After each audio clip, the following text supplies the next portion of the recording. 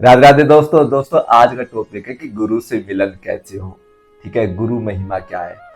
संसार में दो प्रकार के गुरु होते हैं। एक तो लौकिक गुरु जो कि हमारे हमें लौकिक शिक्षा देते हैं, उसमें हमारे माता पिता भी हो सकते हैं, गुरुजन भी हो सकते हैं, जिसमें हम पढ़ाई लिखाई करके अपनी शिक्षा पूरी करके और आजीविका चला सकते हैं। एक होते हैं आध्यात्मिक गुरु जो हमारा आत्मा का परमात्मा से मिलन कराते हैं।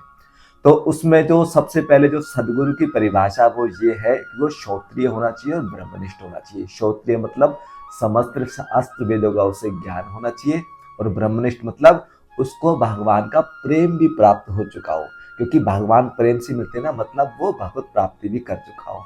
अब उनसे मिलन कैसे हो दोस्तों। गुरु शरीर नहीं होता। गुरु चाहे इस गोलोक चला जाए, चाहे यहाँ रहे, कहीं भी हो, गुरु शरीर नहीं होता। क्योंकि गुरु को हम कैसे जानते हैं? गुरु को उसके ज्ञान से जानते हैं। गुरु अगर मान लो 6 फीट के शरीर में या किसी भी शरीर में है, तो शरीर में है, तो उनकी हम महिमा जानते कैसे है? उनकी महिमा उनके ज्ञान और उपदेश से हम उनकी महिमा जानते हैं। तो गुरु क्या है? गुरु शरीर नहीं, गुरु ज्ञान है। जो उनका तत्व ज्ञान आपके साथ हमेशा रहता है ना। जैसे हमारे गुरु जी कहते थे कि हरि गुरु को सदा अपने साथ मानो। सदा साथ मानने का मतलब है कि उनके उपदेश और ज्ञान को सदा अपने साथ धारण करना, ये उनको अपने साथ मानना है। और उनके जैसे अगर उनका वियोग है तो अपने आप को नितांत अकेला महसूस करना। उनके बिना मतलब निराश है, सिर्फ और सिर्फ उनका अवलंबन। ये जो सबरी थी या और अनेक महापुरुष हैं, उनके जीवन में गुरु महिमा क्या थी? उनके गुरु ने कहा था मतंग ऋषि ने कि एक दिन तेरे लिए स्वयं राम आएंगे। क्यों? क्योंकि उनकी गुरु के प्रति निष्ठा थी। तो गुरु के प्रति जब तक अनन्य भाव नहीं होगा तो भगवत प्राप्ति नहीं होने वाली। क्यों? क्योंकि गुरु का मतलब क्या है? गु मतलब अंधकार, रू मतलब प्रकाश। जो माया से मायापति की यात्रा जो कराते हैं वो गुरु होते हैं। और गुरु सबसे बड़ी बात, गुरु की महिमा पता है क्यों है? क्योंकि गुरु के अंदर जो साक्षात भगवान होते हैं ना, आचार्य माम विजानियात, जो साक्षात भगवान अपनी लीला कर रहे होते हैं। भगवान को तो हमने देखा नहीं, भगवान होंगे अपने गोलोक में, हमने भगवान को देखा नहीं है, उनकी महिमा सुनी है, लेकिन वो भगवान साक्षात गुरु के शरीर में अपनी लीला करते हैं। वो समस्त शास्त्र वेद जो होता है ना, ये समस्त जो लीला है, ये सब गुरु के अंदर सिर्फ और सिर्फ भगवान करता है। इसलिए गुरु को भगवान का स्वरूप कहा गया है। हाँ, अब मैं आपसे भले कह दूं कि गुरु के अंदर भगवान है या गुरु भगवत स्वरूप होते हैं, यह आपको मेरे कहने से समझ नहीं आएगा। इसके लिए जो गुरु प्रदत्त साधना होती है ना, साधना करते करते करते जैसे जैसे अंतःकरण, मतलब हमारा अंतःकरण अनादिकाल से मलिन है माया के कारण, जैसे जैसे अंतःकरण की सफाई होती है तो गुरु में भगवत दर्शन होने लगते हैं।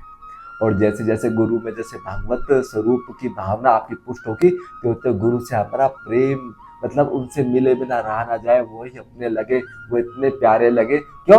गुरु कैसे प्यारे लगेंगे? क्योंकि गुरु के अंदर भगवान है। तो भगवान क्या नेचुरल इतने प्यारे होते हैं, लेकिन वो प्यारे उन्हीं को लगेंगे जिनका अंतःकरण शुद्ध है।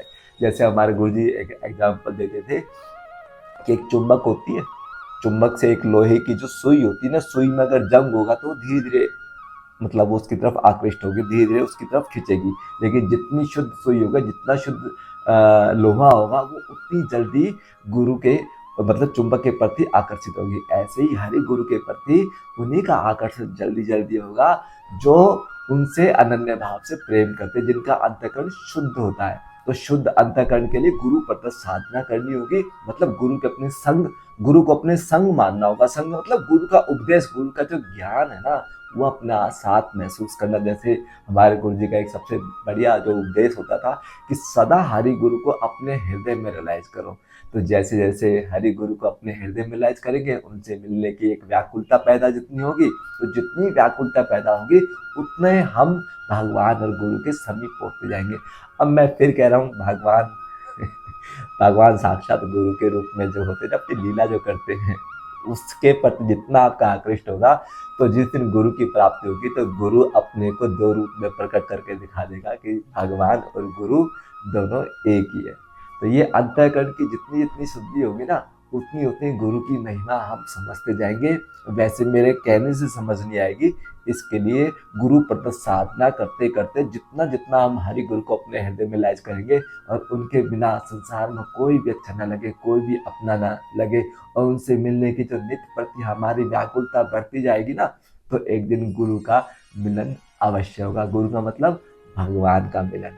गुरु और भगवान दो नहीं है, वो भगवान ही गुरु के रूप में जो अपनी लीला करते हैं। तो हमें भैया भगवान नहीं चाहिए, हमें तो गुरु जी चाहिए। गुरु जी मिल जाएंगे तो भगवान अपने आप मिल जाएंगे।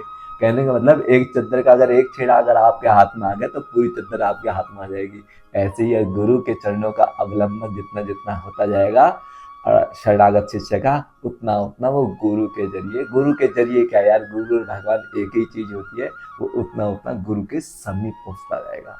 तो गुरु की सबसे बड़ी बात बता दी है, श्रोत्रिय होना चाहिए, मतलब समस्त शास्त्र वेदों का उसे पूर्ण ज्ञान हो, क्योंकि शास्त्र वेदों में तमाम प्रकार की बातें लिखी है, कहीं विधि के कहीं निषेध, तो उनका समन्वय ज्ञान करके हमारे जो मस्तिष्क में डाउट्स है, शंका है, उनका समाधान जो कर सके उसे श्रोत्रिय कहते हैं। ब्रह्मनिष्ठ वो जिसे भगवान का प्रेम भी प्राप्त हो। अब प्रेम की भी कई कोटियां होती है, वो धीरे धीरे जैसे जैसे आगे प्रकरण बढ़ेगा उसके बारे में भी प्रकाश डाला जाएगा।